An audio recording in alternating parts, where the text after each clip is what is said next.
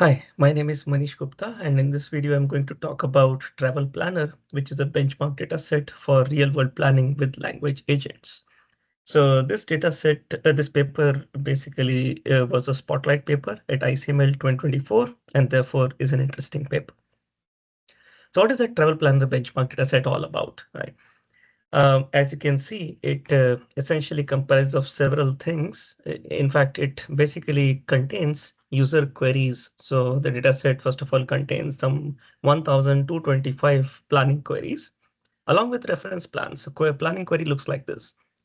I'm going from Seattle to California from November 6 to 10, 2023. I have a budget of $6,000 for lodging. I prefer an entire room, and the accommodations must be pet friendly.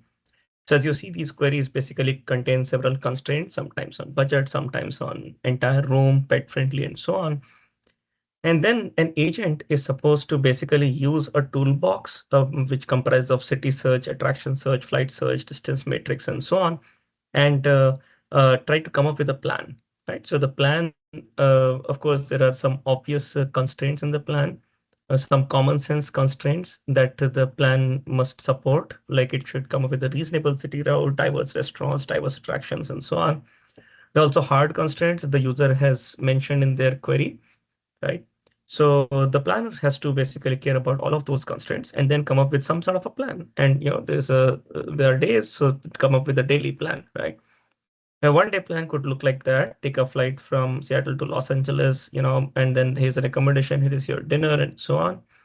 Um, and then you see this plan generation can be done by using these tools from the toolbox, but these tools basically access data which has been offline collected and made available as part of the travel planner benchmark data set. Okay, so rather than making it dynamic and therefore systems comparing with uh, fresh and changing data, variable data, what they did was to basically make this data set also publicly available, which the tools can access. So what are the attractions in a city? What are the flight timings and so on? All of that is basically made available offline so that as part of the dataset itself, so that tools can just access that and come up with appropriate plans. Okay. So what is the travel planner benchmark dataset? Well, it contains tools for accessing about 4 million data records. There are these 4 million data records which tools can access. For example, city search can figure out, hey, these are the cities in California. Flight search can figure out Seattle to San Francisco this date. Well, there are no flights, unfortunately. But otherwise, Seattle to Los Angeles on this date, well, there are flights with the cost and time and so on. Okay.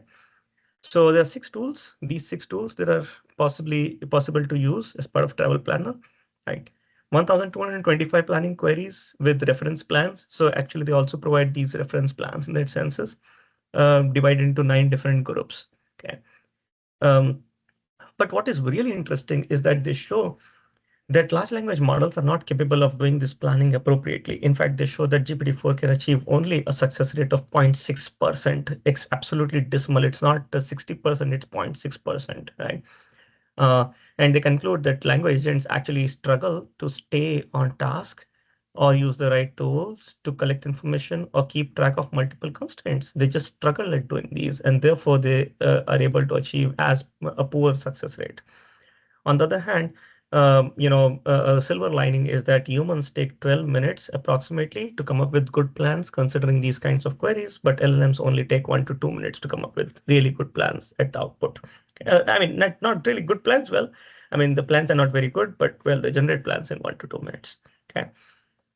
So a little bit more detail. So how is the dataset constructed? Well, the dataset actually contains several constraints. So environment constraints, common sense constraints, or hard constraints. Environment constraints basically are about changing things. So for example, or temporal things. At that time, if there is no flight, there's no flight. You need to know that as part of environment constraint. If there's no available attraction in the queried city on a particular day, you need to know that, right? Or the plan must satisfy. So it should not say that, hey, visit a particular attraction on a particular day when it is closed in that sense. That's bad. Okay. Common sense constraints, of course, it is common sense that the plan should have diverse restaurants. The plan should basically the changes in cities during the trip must be reasonable. It should not say that, hey, go from this city to that city, which is like 1,000 kilometers away, and so on, right? And then come back and to a city which is 5 kilometers away. So that's too bad. So essentially saying that they should be common, they should follow simple common sense. So you should not basically suggest to do a breakfast in a city after a flight has been taken from that city to another city on the same day. Okay, so it's sort of obvious that certain things should be followed. Hard constraints, they are constraints on budget, room rule. So basically no parties, no smoking kind of rule, or room type, cuisine, or transportation, and so on. Okay. Now, to support these constraints and the queries coming up with travel plans, they have these tools which can actually access so many data entries. City search supports 312 cities, flight search, crazy number of flights, as you can see, and so on. Okay. There are also human annotated plans that have been created for these 1,225 queries. And these are static databases that are available to the model so as to come up with a good plan. Okay. So queries, 1,225 queries. How were they generated? Well, they start with a random departure and a random departure city and the origin city, and they specify the date range randomly. All of these are randomly chosen. They're just the duration of the plan and the hard constraints to create different levels of complexity in the query. So queries have different complexities. So they're easy, medium, and hard queries. Easy, medium, and hard queries. Easy queries have only the budget constraint. Medium queries have budget constraint plus one other hard constraint, and the hard queries really have like a budget constraint plus two constraints along with it. So totally three hard constraints. Okay. So travel duration can be 3 days, 5 days, or 7 days. And if there is 3 days, then they fix it as one city travel. 5 days or 7 days basically means one state travel, but trip to two or three cities. That's reasonable in that senses. Easy queries also include one query, one person, while medium queries involve 2 to 8 people.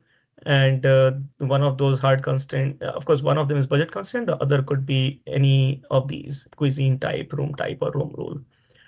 The third query is basically, of course, contain a budget constraint and then two constraints chosen randomly from cuisine type, room rule, room type, or transportation preference.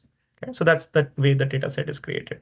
Now, how do LLMs perform on this data set? Well, they measure across several metrics. So delivery rate. So can the agent deliver a plan within a limited number of steps, or does it really fail? Does it get into loops? The failures could basically mean these dead loops, numerous failed attempts, or reaching 30 steps and still not being able to come up with a plan, right? The other metric is common sense constraint pass rate. So basically, they define these 8 common sense constraints. Of these 8, how many are satisfied, right? Hard constraint pass rate. So depending on whether the query is easy, medium, or hard, it could have 1, 2, or 3 hard constraints, and of them, how many get satisfied. Final pass rate. So finally, how many good plans do you get the plan which exactly matches the golden plan, right?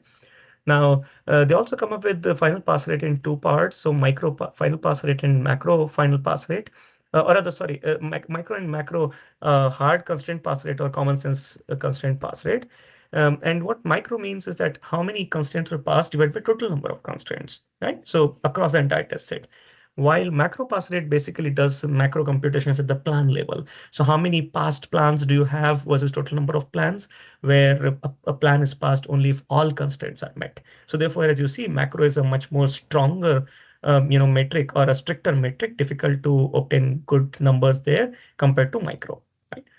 So first they do greedy search. Greedy search is a very simple method. You always choose the minimum cost thing, minimum cost hotel, minimum cost flight, minimum cost everything. So that's that. React is another baseline. So where you obtain React basically is reasoning plus action, and they basically obtain the cost associated with each entire day's plan as environmental feedback. So React basically needs some action, on the environment, and the environment action here is basically for every day, tell me the cost, which is basically which is incurred in the current plan. Okay.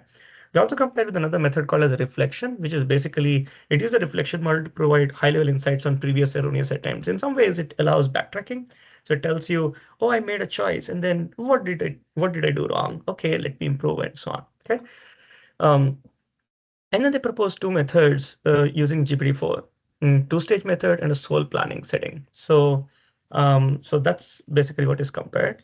Um, so you see, you can observe that first of all, greedy search basically gives them a delivery rate of 100%. Sure, I mean you'll always get a plan, but then if you look at final pass rate, both on the validation set and on the test set, you basically get a final pass rate of 0.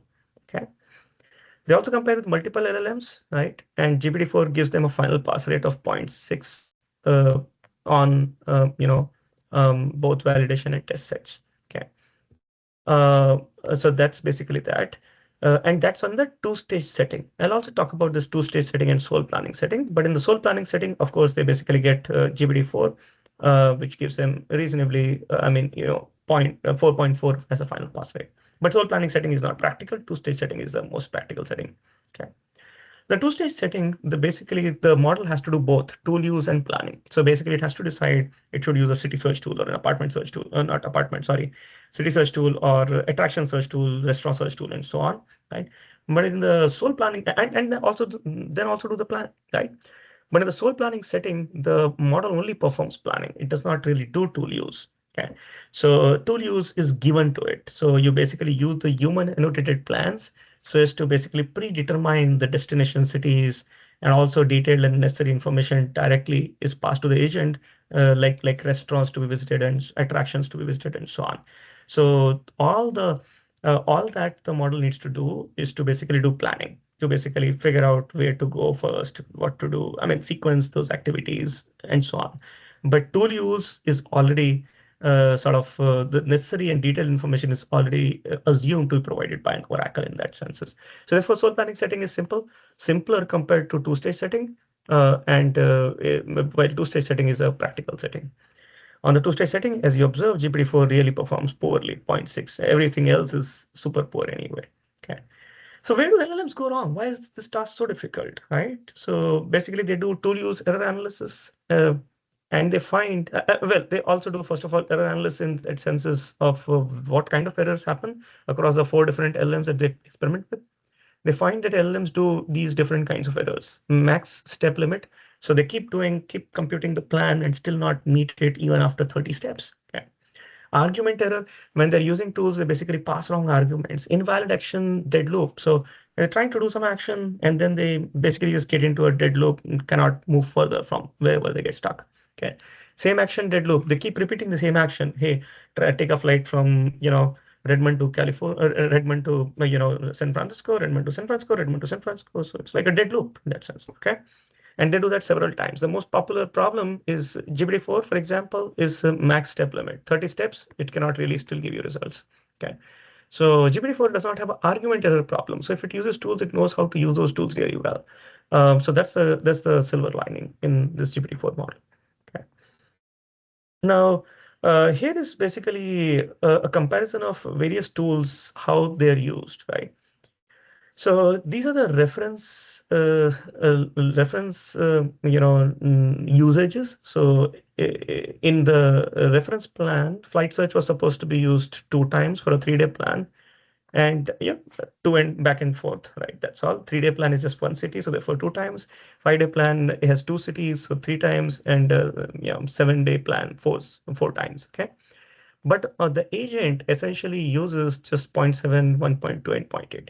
So as you see, and this holds for other kinds of things as well. Distance matrix to figure out distances between cities, restaurant search, attraction search, and so on.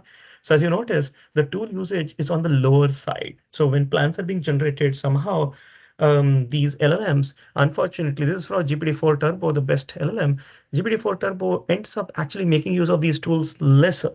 I mean, if it basically makes use of these tools, it does not really have any argument errors, which is good. So how do you motivate these models to make use of these tools more is the question. Okay.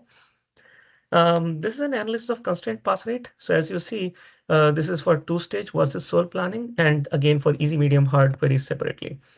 So common sense constraints, hard constraints, and overall final pass rate, right? So as you observe common sense constraints, certain kinds of constraints are easier to pass versus others. So for example, the pass rate for diverse attractions is much higher for all kinds of queries. I mean, in fact, for soul planning, of course, it's 100% because you already tell it, hey, these are the attractions for you. Okay. Um, but uh, but if you notice other kinds of constraints like choosing things from within the sandbox, whatever. So basically, don't come up with an imaginary city. Well, hallucination happens, and these LLMs come up with imaginary cities, imaginary attractions, and so on. Okay. Hard constraints, as you observe, budget constraint uh, it's possible to sort of make it work on easy kind of queries, but again, just 10%. So 90% queries, the LLMs cannot really satisfy the budget constraint. In the sole planning mode, of course, the numbers are better, but in the hard, in the two-stage part, hard constraints are much more difficult to satisfy compared to common sense constraints. Okay. Final pass rate, of course, final pass rate is lower for hard ones, higher for small, for easy ones. For sole planning, the final pass rate is of course higher. Okay. Here are some interesting case studies of LLM failures. It's fun to see where do LLMs fail. So here's a person, and this is a tool use kind of failure. Is a person trying to ask to plan an itinerary to go from Cincinnati to Norfolk, right, on March 12th, 2022. But the LLM comes up with some plan, but it's basically, well, it's not really going to come up with a full plan. It fails anyway, but it also fails in coming up with plans for 2022. It basically, comes up with 2023, unfortunately. There are other kinds of failures. For example, here is someone asking for a flight from Jacksonville to Los Angeles on 2022, budget 2400. Basically says here is a flight number, so you can basically take this flight from Jacksonville to Los Angeles. But day three again, it says that you can take a flight from Los Angeles to Jacksonville, which makes sense, return flight. But the flight number is exactly the same. How come that happens? Right? Flight number can't be the same for to and fro. Okay.